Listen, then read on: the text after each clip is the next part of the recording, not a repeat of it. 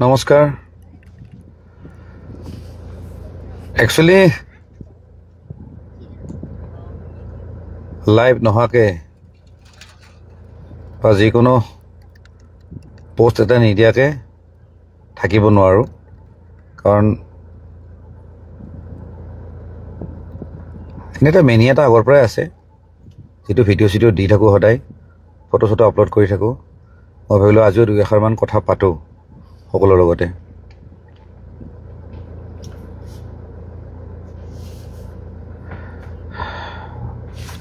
গমে পাইছে গোটেই চৰকাৰে অলৰেডি প্ৰতিশ্ৰুতি দিছে অসমীয়া ৰাইজক যে এইটো বাহিৰ কথা পাতিলো নেকি ভাই বেয়া নাপাব যদি if you don't mind please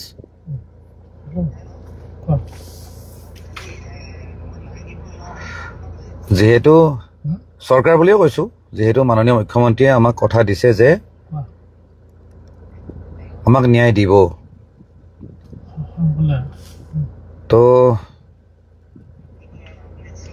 তেওঁলোকৰ ওপৰতে আমি ভৰসা কৰিছো আৰু এতিয়া আমাৰতো বেলেগ উপায় নাই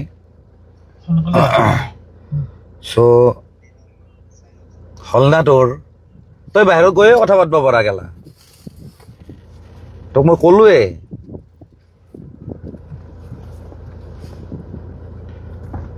আকৌ কৈছো দে যেহেতু গভৰ্ণমেণ্টে বা চৰকাৰখনে বা মাননীয় মুখ্যমন্ত্ৰী আমাক কথা দিছে যে তেওঁলোকে আমাক ন্যায় দিব ক'ব গ'লে যোৱাকালি মাননীয় মুখ্যমন্ত্ৰীৰ যিটো ফেচবুক লাইভ তাত স্পষ্টকৈ তেওঁ ক'লে যে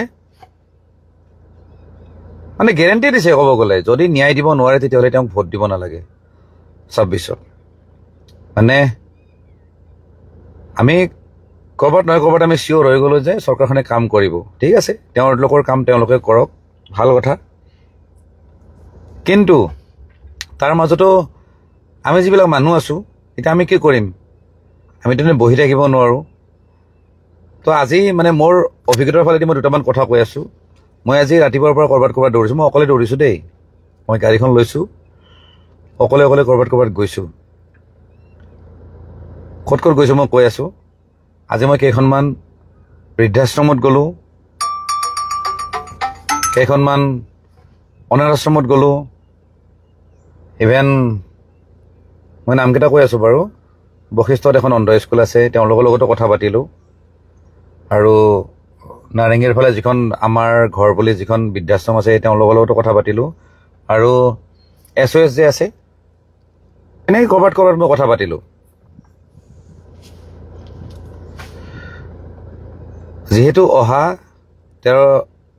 অহা মানে 1 তাৰিখে অহা 1 তাৰিখে যেহেতু 13 দিন হ'ব অবভিয়াছলি জুবিনদাৰ শ্ৰাদ্ধ হ'ব আৰু সেইদিনাখন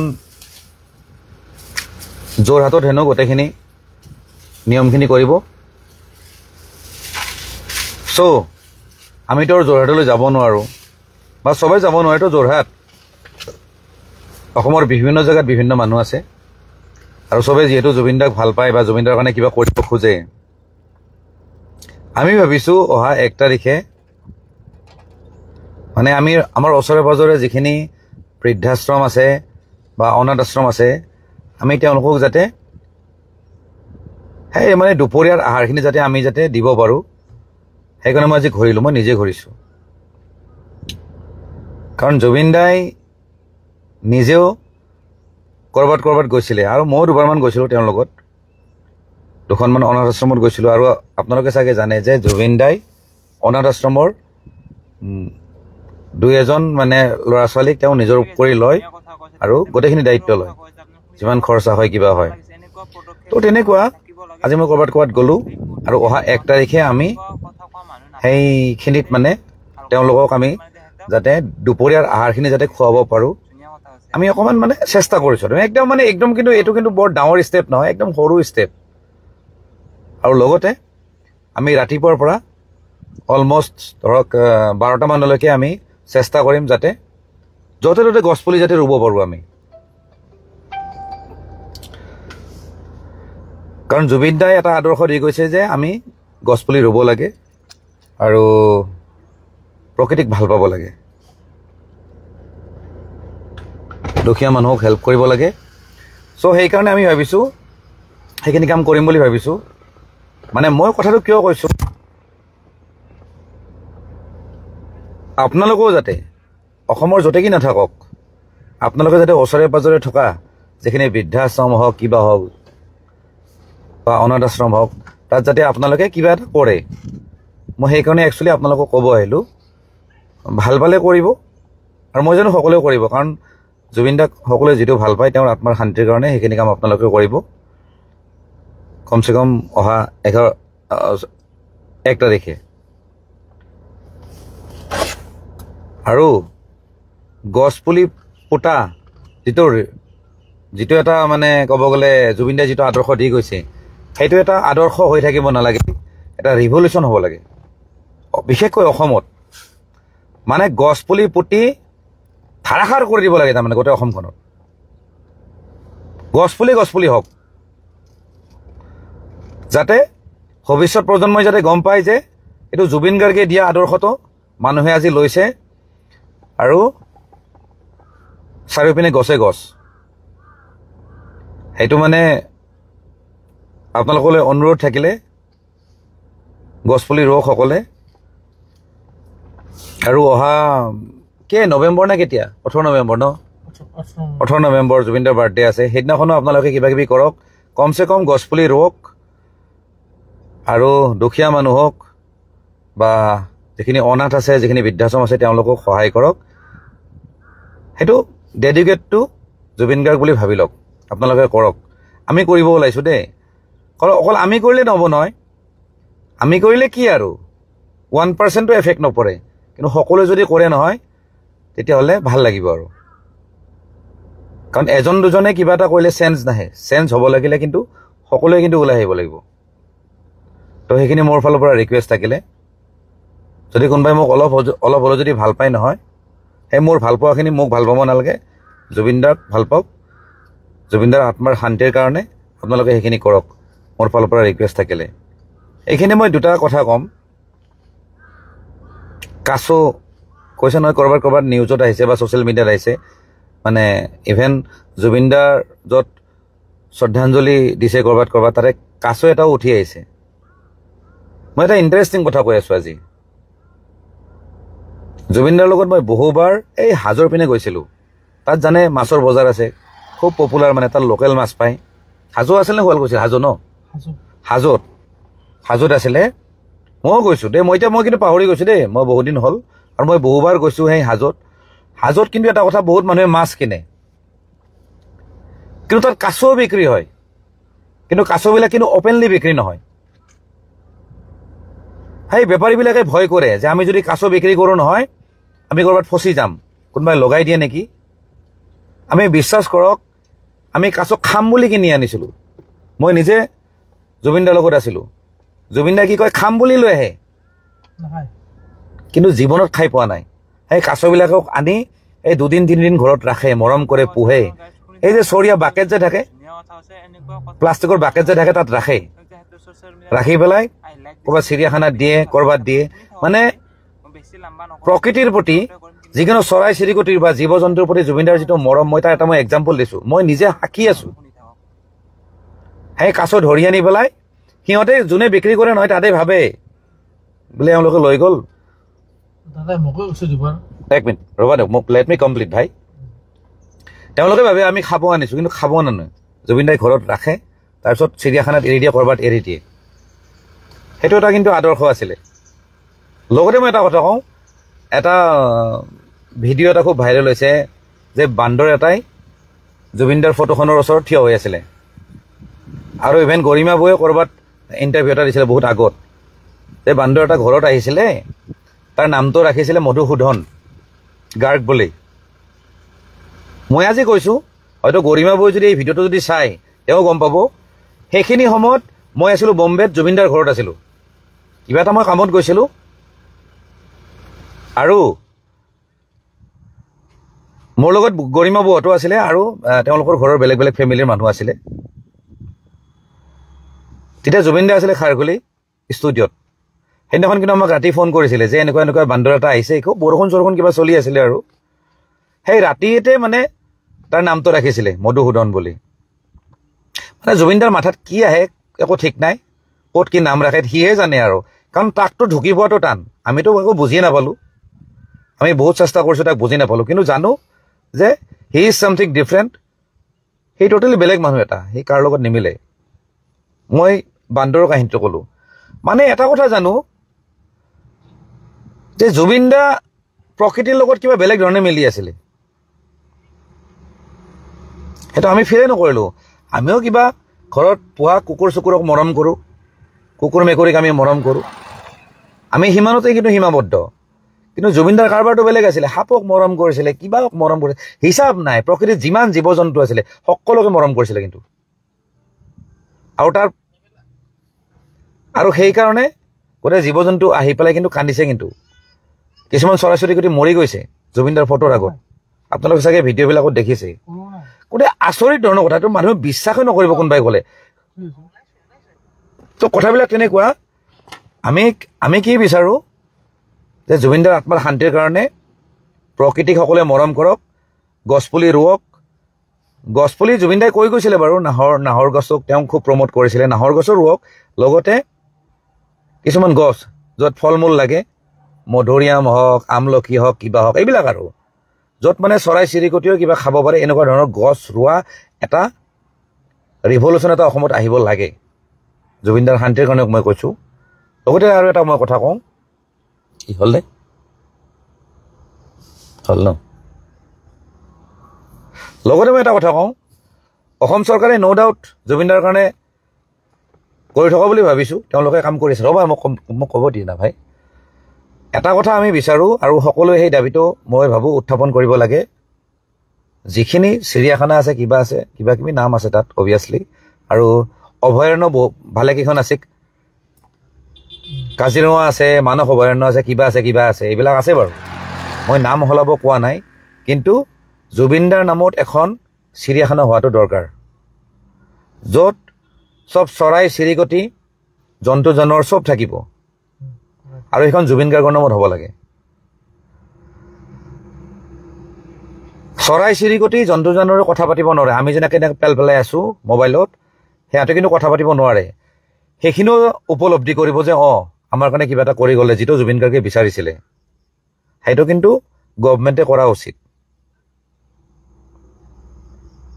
নতুনকৈ বনাওক, ঢেৰ খালী জেগা ঢেৰ আছে।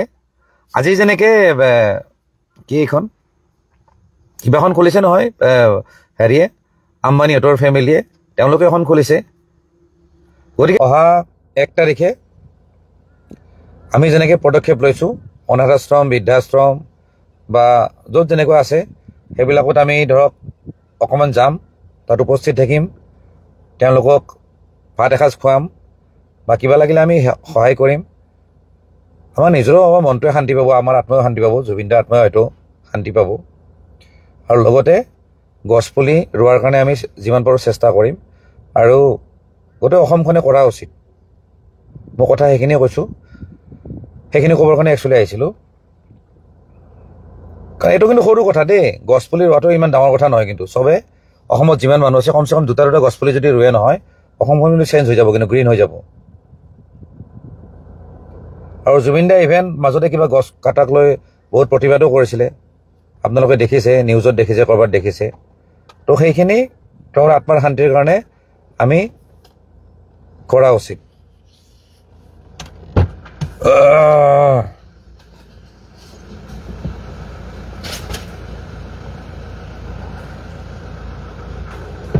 দুই এটা কমেণ্ট পঢ়ি দিম দেই।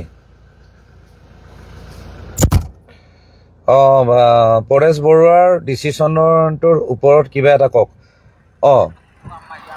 হয়তো বহুত মানুহে নাজানে যে পৰেশ বৰুৱা জুবিনদাক খুব ভাল পাইছিলে।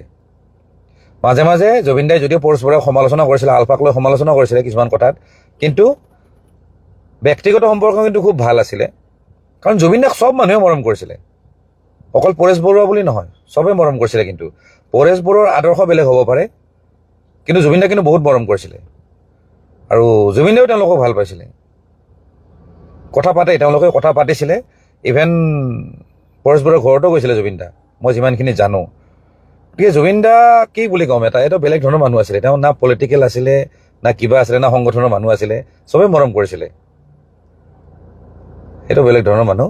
আৰু আলফাই যিটো ষ্টেটমেণ্ট দিছে, মই কিন্তু আজি দেখিছোঁ দেই আলফাৰ ষ্টেটমেণ্ট যে 24 ঘণ্টাৰ ভিতৰত 48 ঘণ্টাৰ ভিতৰত ন্যায় লাগে বুলি যিটো দিছে, একচুৱেলি আমি যদি সেইটো দেখিছোঁ, এতিয়া যিটো ভাইৰেল হৈছে, কিন্তু একচুৱেলি এই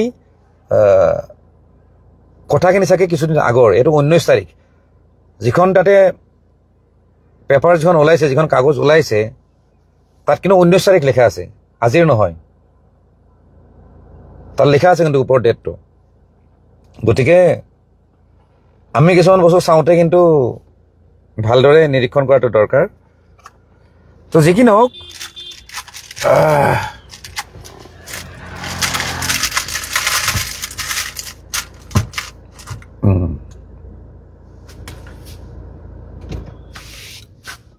প্ৰতীক কাশ্যপে লিখিছে, ন্যায় পাবনে?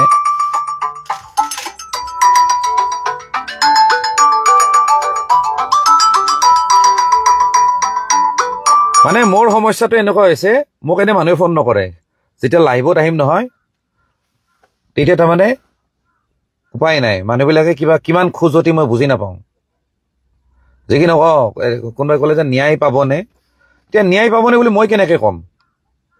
আমি ন্যায় বিচাৰিছোঁ, চৰকাৰে ইমান দিনে দায়িত্ব লৈ আছিলে যদিও আমি দেখা পাইছোঁ যে অকণমান ঢিলামি কৰি আছে।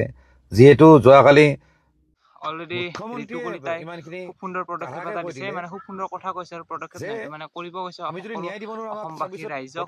সিদিনাখন দাদাৰ যিহেতু সকলোৱে কৰ্মস্থলীত গ'লে, তো এনেকুৱা কামবিলাক কৰিলে ধুনীয়া আৰু ভাল লাগে। কাৰণ নাহৰ গছ ৰুব দিছে দাদাই, নাহৰ গছ ৰুব লাগে, লগতে কিবা খোৱা ফল মূলৰ গছ ৰুব লাগে। আৰু প্ৰকৃতিৰ প্ৰেমী লাভ, সেইকাৰণে ভাবিলো গ্ৰীণ জেগাত আপোনাৰ ভিডিঅ' শেষ কৰি দিওঁ। চ' ভাল লাগে এইবিলাক কাম কৰিব, আপোনালোকৰ ময়ো কৰিম, আৰু আপোনালোকে কৰিব, ক'ৰ পৰা কেনেকুৱা কৰে সকলোবিলাক ছ'চিয়েল মিডিয়াত আপলোড দিব। কাৰণ অসমবাসী ৰাইজে জানিব লাগিব যে জুবিন দা কোন আছিল আৰু কি কৰি থৈ গ'ল অসমৰ বাবে। চ' সেইটো আমি পদক্ষেপ ল'ব লাগিব। আৰু ৰাতিপুৱাৰ পৰা 10-20খন মানে এৰোপ্লেন চাগে। চ' আপোনালোকে কামবিলাক কৰিব, আমিও কৰিম। চ' এনেকৈ আৰু চলিব লাগিব। যিহেতু লাইফ ইজ আনপ্ৰেডিক্টেবল, আপোনালোকে জানে। হয়তো আমি আজি আছোঁ, কালি নাথাকিব পাৰোঁ, সেইটো এটা কথা। চ' মই থকা নাথাকা সেইটো বেলেগ কথা। আপোনালোকৰ নিজৰ কামবিলাক কৰিব। চ' এটা কথা কোৱাৰ লগে লগে প্ৰকৃতি মানে ৰং ৰূপ সলাই দিয়া টাইপ হৈছে। চাওক আপোনালোকে, হঠাৎ বতাহ নাছিলে, এটা হঠাৎ বতাহ আহি গ'ল, ভাল লাগে এনেকুৱা আৰু। তো এইটো বিলিভ কৰিম, মইতো বিলিভ কৰোঁ এইবিলাক বস্তু।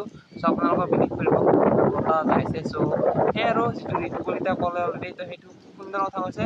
তো আপোনালোকে কৰিব, আমিতো অলৰেডি আগৰ পৰাই ভিডিঅ'ত কৰি থাকোঁ, বা ক'ৰবাত গ'লে ডনেট কৰা, কিবা কৰা, এনেকুৱা বহুত কাম আমি কৰিছোঁ অলৰেডি আগতে। মানে আপোনালোকে গম পাব, নেক্সট ইয়াৰ গৈছিলোঁ, সেইটো চাগে বিৰাট কোহলিৰ বাৰ্থডে আছিল। তো এইবাৰ জুবিনদাৰো গৈছিলোঁ, কিন্তু জুবিনদাৰ এনেকৈ যোৱা নাছিলোঁ। তেতিয়া পইচা দিয়া মানুহ নাথাকে, তো কোনো অকলেনো কিমান কৰিব। এতিয়া লগ বন্ধু হ'লে পইচা লগত থাকিলে সকলোবোৰ কৰিব পাৰে। এতিয়া বৰ্তমান সকলোৱে বুজি উঠিছে যে পইচা ইমান ইম্পৰ্টেণ্ট নহয়। কিন্তু মই যিটো টাইমত গৈছিলোঁ, সেইটো টাইমত মানে কি পইচা অলপ শ্বৰ্টলি আছিল, বা এনেকুৱা মোৰ লগ বন্ধু আছিল কোনোবা, এনেকৈ পইচা দিয়াৰ কাৰণে আমি কামবিলাক কৰিব পাৰিছোঁ। আৰু বা এইবাৰ যদি কোনোবা ডনেট কৰিব নালাগে, যিহে আমিতো যিখিনি পাৰোঁ আমাৰ ফালৰ পৰা আমি কৰিমেই।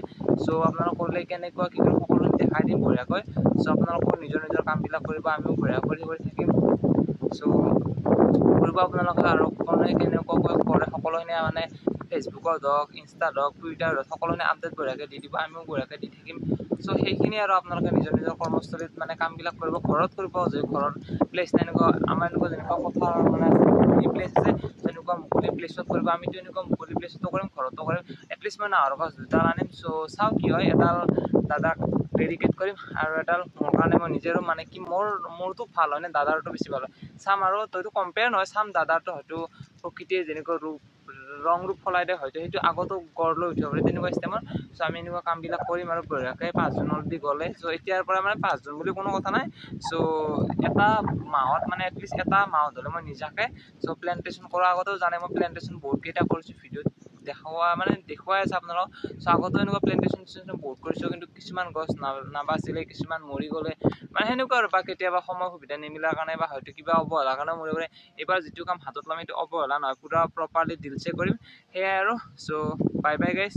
গুড নাইট আশা কৰোঁ জুবিন দাৰ জাষ্টিছটো পাক তাৰে কামনা কৰিলোঁ চ' কিমানৰ এফবিত ইনষ্টাত জাষ্টিছ বিচাৰি ফুৰিম তো ডক্টৰ হিমন্ত বিশ্ব শৰ্মাক সেইটো মানে অপেক্ষা কৰি আছোঁ চ' অলৰেডি গম পালোঁ শ্যামকানু মহন্তই বোলে ফেচবুক একাউণ্টটো ডিএক্টিভেট কৰিছে চ' তেখেতে এতিয়া কি কাৰণে এইবিলাক কৰিছে সেইটো নাজানো চ' গম পাই থাকিম লাহে লাহে সকলোবিলাক আপডেটটো কি হয় আপোনালোকো জনাই থাকিম খুব সুন্দৰকৈ চ' গাইজ বাই বাই চ' পূজা চলি আছে সকলো যদি পূজা চাইছে মন চন বেয়া লাগি থাকিলেও তাৰে মাজতে এপাক পূজা চাবলৈ হ'লেও যাব কাৰণ ঘৰত সোমাই থাকি ইমান আপছেট হৈ থাকিব নালাগে এবাৰ হ'লেও ক'ৰবাত যাব ফুৰিব কাৰণ ঘৰত থাকিলেও আপোনাৰ ডিমোটিভ হৈ যাব দাদাই কেতিয়াও আপোনালোকক বা আমাক ডিমোটিভ হৈ থকা শিকোৱা নাই চ' ওচৰত ঘৰৰ পূজা সজা চলি আছে আপোনালোকে এবাৰ দাদাৰ কাৰণে যাব ত' তাতেও শ্ৰদ্ধাঞ্জলি খুব সুন্দৰকৈ সকলোতে কৰিছোঁ মই যিমানখিনি দেখিছোঁ আমিও যাম বাৰু গধূলিলৈকে যদি পাৰোঁ দেখাম নোৱাৰিলেও নাই চ' গ'লে নিশ্চয় দেখাম আপোনালোকক নেদেখালে নাই বাৰু কিন্তু ভিডিঅ'টো আজি চাই কালি চাই কেতিয়া চাই মই নাজানো কিন্তু আপোনালোকে নিজৰ কামবিলাক খুব সুন্দৰকৈ কৰিব প্লেন্টেশ্যন কৰিব তাৰপিছত এনেকুৱা দুখীয়া মানুহক কেতিয়াবা হেল্প কৰিব চ' এইটো নিজৰ কাৰণে একচুৱেলি জুবিন দাৰ কাৰণে আপোনালোকে কৰিব চ' মই কেনেকৈ কি কৰোঁ আপোনালোক বঢ়িয়াকৈ দেখাই থাকিম বাই বাই মানে চ' ঋতুদাৰ ভিডিঅ'টো বহুত দীঘলীয়া হয় চ' মই ইমান দীঘল ভিডিঅ'টো লোৱা নাই কাৰণ ভিডিঅ'টো ইমান দীঘল মই লোৱা নাই যিটো তাৰ মানে ঋতুদাই যিটো কথা কৈছে যিটো সুন্দৰ কথা কৈছে মই সেইটোৱে মানে লৈছোঁ আৰু মানে 20 মিনিট 25 মিনিট ধৰি যিটো খুব সুন্দৰ তেখেতক মন্তব্য কৰিছে বা যিটো কথা কৈছে সেইটো ক্লিপেই লৈ মই বঢ়িয়াকৈ আপডেটটো আপোনালোক দিছোঁ আৰু আপোনালোক কৰিব বুলি আশা থাকিল চ' সেইখিনি আৰু ভিডিঅ'টো ইমান দীঘল হয় বা কিছুমানে ভাবিব আৰু ভিডিঅ'টো 1 ঘণ্টাৰ ভিডিঅ' ইমান শ্বৰ্টকৈ কিয় দিলে তো শ্বৰ্টকৈ এইকাৰণে দিছোঁ তেখেতৰ চেনেলত চাব পাৰিব যায় আপোনালোকে ফেচবুকত ঋতু কলিতা বুলি আছে আৰু মানে বহুত দীঘল হয় তো ইমান দীঘল দি থাকিব নোৱাৰে সেইকাৰণে আপোনালোক মানে যিটো তেখেতে ইম্পৰ্টেণ্ট কথা কৈছে চ' মই সেই ইম্পৰ্টেণ্ট কথাটো আপোনালোকৰ লগত শ্বেয়াৰ কৰিছোঁ বাই বাই